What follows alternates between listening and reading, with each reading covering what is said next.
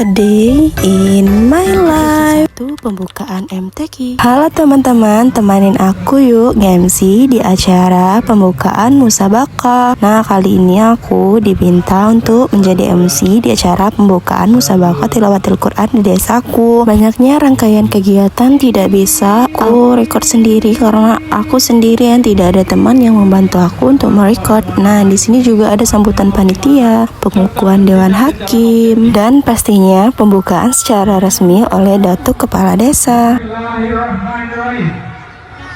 MTQ tingkat Desa Sumerwangilir yang ke-6 dengan resmi saya buka. Pastinya ditandai dengan kembang api. Siapa di sini yang suka banget sama kembang api? Selesai sudah acara pembukaan pada malam hari ini. Terima kasih telah menonton videoku. Sampai sini dulu. Bye bye.